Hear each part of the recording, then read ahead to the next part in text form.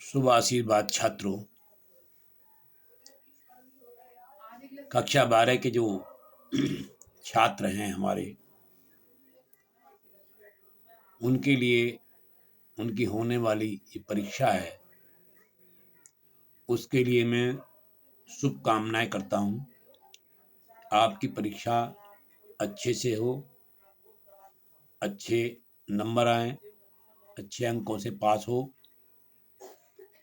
और मैं कक्षा 11-12 के छात्रों के लिए ही आज मैं ये प्रत्यय लेकर आया हूँ। प्रत्यय प्रत्यय है क्या? पहले हम ये जानें कि प्रत्यय क्या है। तो कुछ शब्दांश ऐसे होते हैं जो कि किसी मूल शब्द के अंत में अगर उनको जोड़ दिया जाए तो उस मूल शब्द का अर्थ बदल जाता है। वे शब्द जो किसी मूल शब्द के अंत में जुड़कर उस शब्द का अर्थ बदल देते हैं, वे प्रत्यय कहे जाते हैं। अब ये प्रत्यय दो प्रकार के हैं, कृत प्रत्यय और तद्धित प्रत्यय। कृत प्रत्यय ये वे शब्द होते हैं जो किसी धातु शब्द के अंत में जुड़कर नया शब्द बनाते हैं। कृत मतलब करने से है, तो इसलिए इसको कृत प्रत्यय कहा गया है। और कृत से ही हमें समझ लेना चाहिए कि ये क्रिया से संबंधित है। तो यहाँ धातु के शब्द के अंत में जो जोड़ा जाता है वो होता है कृत प्रत्यय। अब आता है तद्धित प्रत्यय। तद्धित प्रत्यय में क्या है? इसमें पहले हम जाने कृत प्रत्यय के बारे में कि ये 4 प्रकार का है। कौन से प्रकार 4 हैं? पहला उक्त, दूसरा क्त्वा, तीसरा तब्यत और चौथा अनियर। अब इसको देखो कैसे पहचानेंगे। पहचानने का विशेष ध्यान हमें रखना है कि हम इसको पहचानेंगे कैसे। तो इसको पहचानने के लिए हमें क्या है, इस प्रत्यय को धातु के अंत में ता के रूप में पहचान सकते हैं।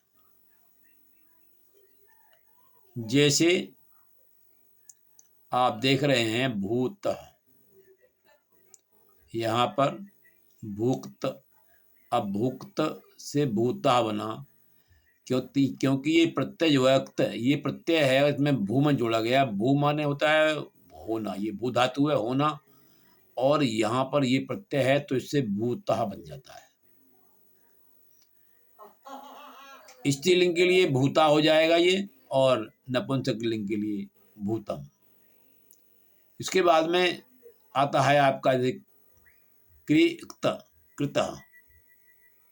यहाँ कृता हो जाएगा और नपुंसक के लिए कृतम हो जाएगा। कृता ये पुल्लिंग के लिए है। अब आता है प्रेषत, प्रेषक, प्रेषित, प्रेषिता, प्रेषित भेजने वाला, प्रेषिता भेजने वाली। ये नपुंसकलिंग हो गया, ये स्त्रीलिंग, पुल्लिंग, नपुंसकलिंग। इसके बाद में आता है पठत, पठिता। तो कहने का मतलब ये है कि सभी ये धातुएं हैं और इन धातुओं में ये उक्त प्रत्यय जोड़ा गया है। दूसरा आता है त्वा। अब त्वा को हम किस तरह समझेंगे? त्वा को जी देखिए, जैसे क्री है, क्री माने करना, कृत्वा।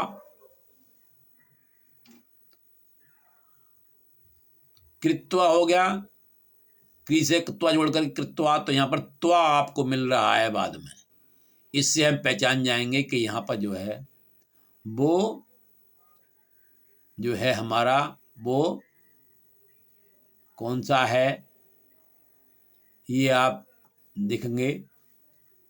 ये प्रत्यय कृत्वा, ये सब धातुएं हैं। दात्वा, कृत्वा, श्रुत्वा, नीत्वा, नीत्वा, नमत्वा, गृहीत्वा, लभत्वा, मतलब करके, देकर, कर, सुनकर, ले जाकर, झुककर, ये सब कुछ जो है इनका मतलब बनता है। कृदंत शब्द बनते हैं इससे।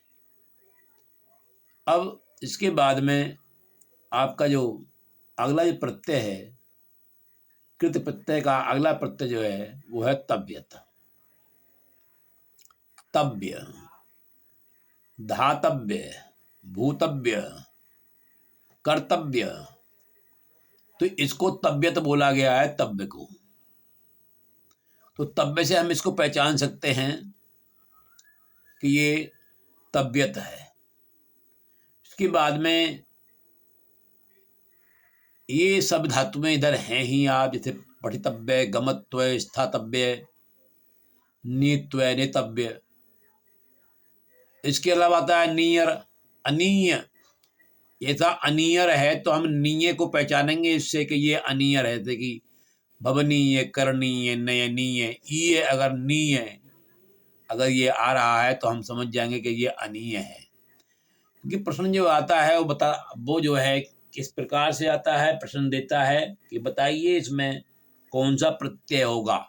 विकल्प दिए हुए होंगे उसमें, अनियर है या और जो भी हैं इसके उनमें से कोई है। तो इसको हम अगर वो उसमें ई लगा हुआ है, भवनीय, करणीय, नयनीय, स्थानीय, गमनीय इत्यादि इस प्रकार से हैं, तो आपको समझ लेना चाहिए कि यहाँ पर अनियर जो है वो प्रत्यय होगा। इसके बाद में अब आता है आपका तदित प्रत्यय। जो प्रत्यय किसी शब्द के अंत में जुड़कर नया शब्द बनाते हैं उन्हें तद्धित प्रत्यय कहते हैं। इन्हें तद्धितांत भी कहा जाता है। तद्धितांत, तद्धित अंत। प्रमुख तद्धित प्रत्यय ये हैं त्व और तल। इसमें क्या होता है कि जैसे महत्वम, महत्वम ये तो हो गया तव्य से, और महत्ता अगर हो गया तो हो गया ये तल प्रत्यय। अब प्रभुत्व, प्रभुत्वम और प्रभुता, कहने का मतलब ये जो है विशेषण बन जाता है।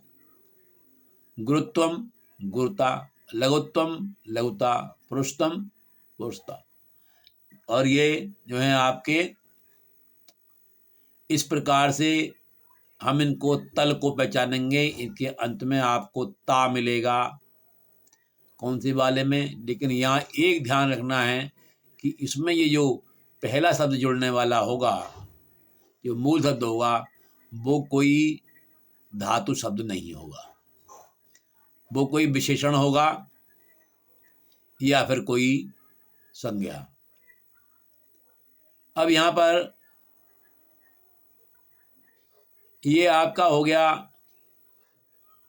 अब आते हैं आपके मतुप और बतुप प्रत्यय।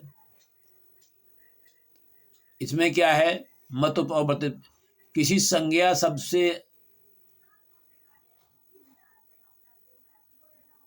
अर्थ, जैसे कि बाला मतलब बुद्धि वाला, बुद्धिमान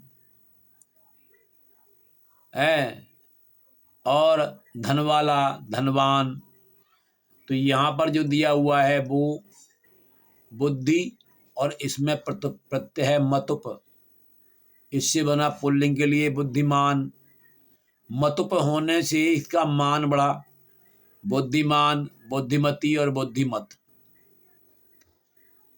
ऐसे ही श्रीमान, श्रीमती और श्रीमत। मतलब कहने का ये है, मतुप को हम जो पहचानेंगे वो मान से पहचानेंगे, बतुप को हम बांध से पहचानेंगे। जैसे धनवान, धन वाला, गतिमान, गति वाला। तरीका दोनों का एक ही है, लेकिन क्या यहाँ पर जो हमारे जो मतुप हैं उनमें मान अंत में मिलेगा, मान, मति, मतलब मां का संबंध होगा।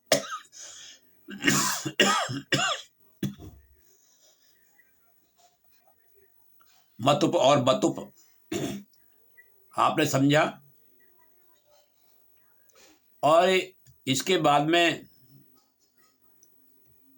इसके कुछ प्रश्न हैं, लेकिन मैं इस समय आपको प्रश्नों से परिचित नहीं करा रहा हूं, बल्कि इस समय आपको जो जरूरत है वो जानने की जरूरत है कि आखिरकार प्रत्यय क्या है। तो मैंने वो आपको समझाया।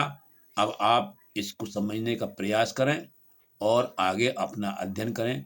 मेरी शुभकामनाएं आपके साथ हैं और वीडियो देखने के लिए आपको बहुत बहुत धन्यवाद।